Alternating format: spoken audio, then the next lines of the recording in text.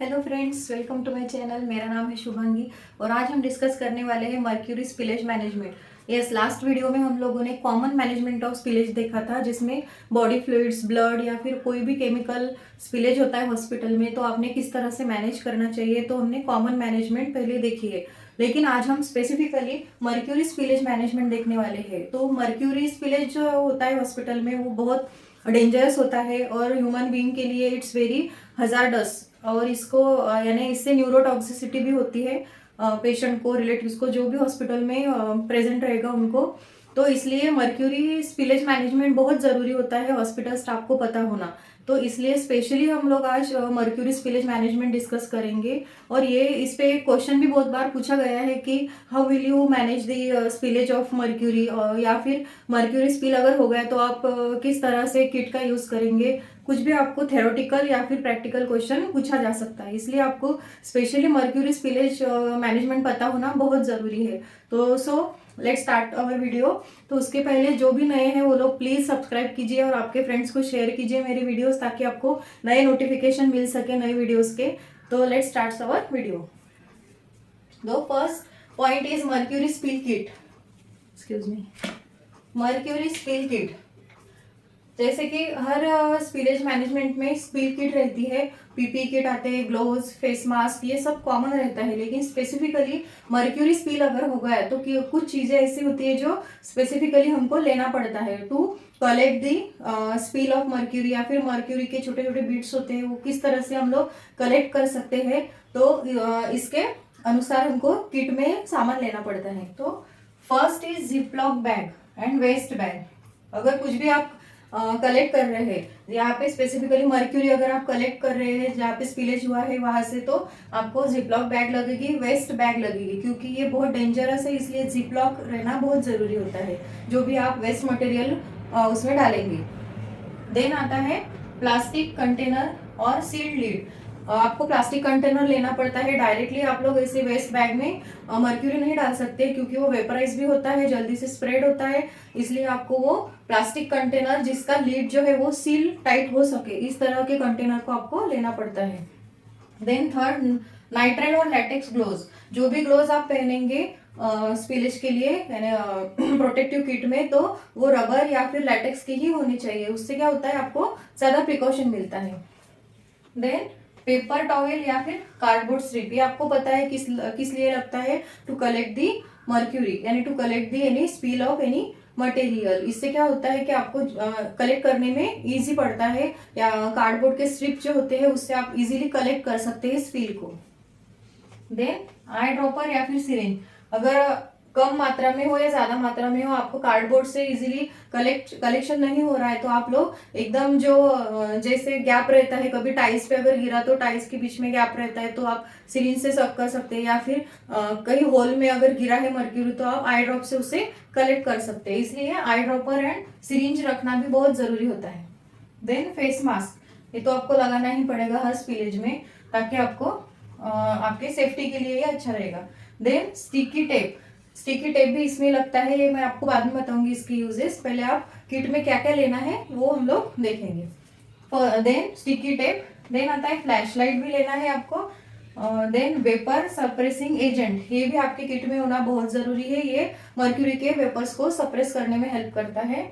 तो suppression agent में sulphur आता है पाउडर फॉर्म में, देन कॉपर आता है, तो इस तरह के मेटल के जो पाउडर्स आते हैं उसका आप यूज कर सकते हैं। देन मटेरियल फॉर डिकंटामिनेशन, जो भी एरिया आपने स्पिलेज के बाद कंटामिनेटेड हुआ है उसको स्टराइल करने के लिए या फिर क्लीन करने के लिए आपको मटेरियल लगते हैं, तो उसका वो भी होना बहुत जरूरी है। देन सेट ऑफ इंस्ट्रक्शन और वेस्ट प्रोटोकॉल, तो ये तो सबसे पहले तो ये होना बहुत जरूरी है। जो भी स्पिलेज टीम है उनको ये पता होना बहुत जरूरी है कि स्पिलेज के लिए आपको कौन से स्टेप फॉलो करने हैं, उसके बाद आपको कौन सा सामान लगने वाला है और कितने केयरफुली आपको ये सब करना है। मर्क्यूरी में स्पेशली आपको बहुत ज्यादा केयरफुली से उसको मैनेज करना पड़ता है। So these are the materials you should have in your spill kit. Spillage होता है तो उससे पहले आप लोगों को पता होना चाहिए कि मर्क्यूरी कौन सी चीज में प्रेजेंट होती है। तो कॉमनली सबको पता है स्पिग्मोमैनोमीटर में मर्क्यूरी रहता है, देन अपना थर्मोमीटर रहता है उसमें रहता है, या फिर लेबोरेटरी में जो भी केमिकल्स रहते हैं उसमें भी रहता है। देन अपना लाइट आता है, फ्लूरोसेंट लाइट आते हैं उनमें भी रहता है। एंड देन डेंटल अमालगम करके आता है जो दांतों में भरने के लिए यूज करते हैं, सीमेंट बोलते हैं हम लोग, तो अमालगम का भी यूज करते हैं, उसमें मर्क्यूरी का प्रेजेंस होता है। तो इस तरह से बहुत सारे मटेरियल्स है जिसमें मर्क्यूरी यूज किया जाता है। और अगर ये चीजें फूट गई, ग्लास फूट गया या फिर नीचे गिर गई तो इसका स्पिलेज होता है। तो इसलिए हमको पता होना चाहिए, इसलिए हम लोग जो भी चीज में मर्क्यूरी प्रेजेंट होता है उसे बहुत ध्यान से यूज करते हैं हॉस्पिटल में, ताकि उसका स्पिल ना हो सके, वो नीचे गिर के स्प्रेड ना हो सके। Because it's very hazardous, extremely hazardous to the human body, because it's vaporising environment. तो इससे टॉक्सिसिटी, न्यूरोटॉक्सिसिटी भी होती है। So now we will discuss about the steps following mercury spillage. हमने पहले इसमें देखा कि मर्क्यूरी स्पिल किट में क्या क्या आता है, वो चीजें आपको रखना है, और how to use that material for the management अब हम लोग डिस्कस करेंगे। सो फर्स्ट आता है इवैक्यूएट द एरिया, यानी जहाँ पे भी स्पिलेज हुआ है वो एरिया को आपको इवैक्यूएट करना होता है। जितना भी वेंटिलेशन के सोर्सेस रहते हैं, विंडोज, डोर, सब आपको क्लोज करना पड़ता है। मर्क्यूरी ड्रेनेज सिस्टम में भी नहीं जानी चाहिए, इसलिए बाथरूम, टॉयलेट जहाँ पे भी हुआ है वो उसके डोर क्लोज कर लेने चाहिए।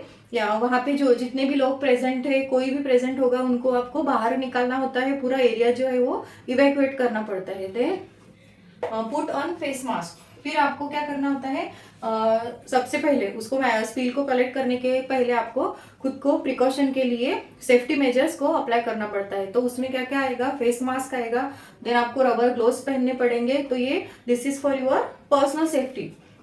और इससे क्या होगा, आपके वजह से अदर पीपल को भी उसका कंटामिनेशन होके उसके साइड इफेक्ट नहीं होंगे।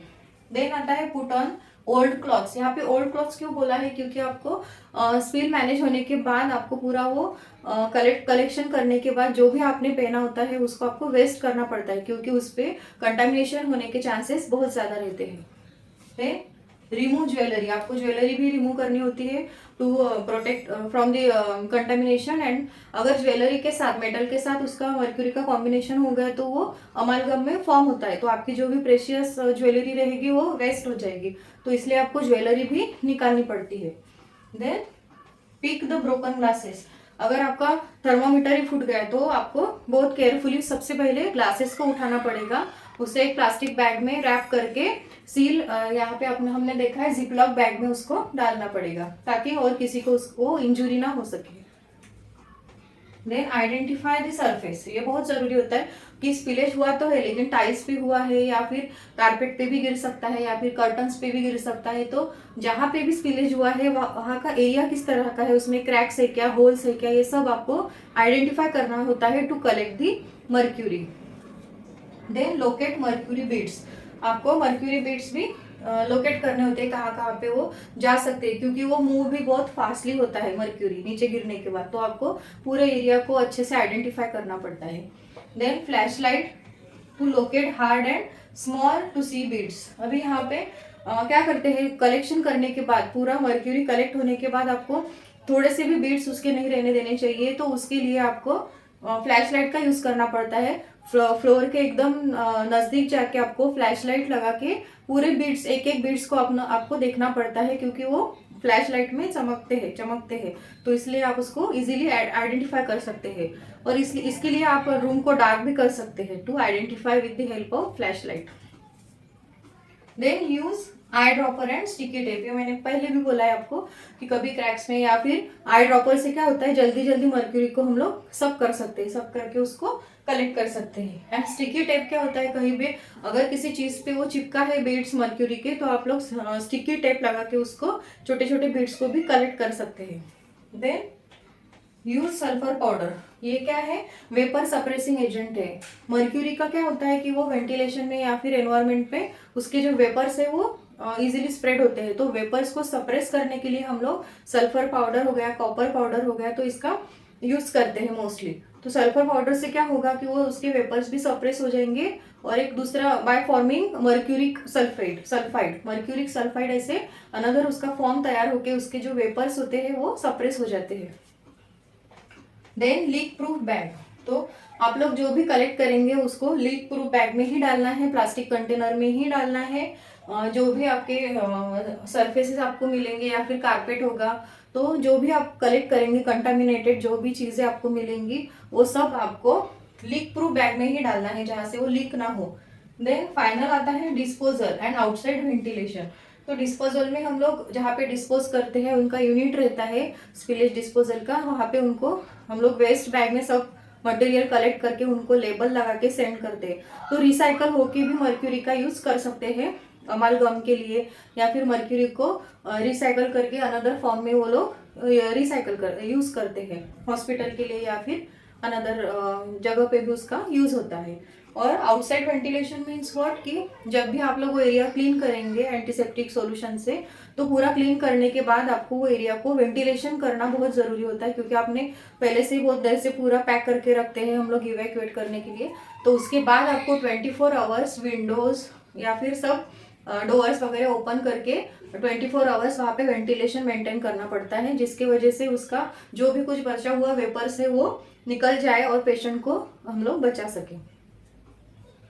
सो these are the steps of mercury spillage. आपको ये स्टेप वाइज ही फॉलो करना है और बहुत केयरफुली आपको इसको हैंडल करना पड़ता है ताकि आपको भी इसका कंटामिनेशन ना हो और इसका कंटामिनेशन ना बढ़े इसलिए। और सबसे मेन चीज़ आती है मर्क्यूरी स्पिल मैनेजमेंट में, आप जल्दी के इसको कहीं पे भी वेस्ट करना बिल्कुल हानिकारक है। बिल्कुल डोंट्स में आता है कि आप इसको बिल्कुल भी डस्टबिन में नहीं डालना है डायरेक्टली, उसके बाद वॉश नहीं करना है वॉशिंग मशीन में, या फिर सीवेज सिस्टम रहता है बेसिन में रहता है तो कहीं पे भी कंटामिनेटेड मटेरियल को आपको वॉश नहीं करना है।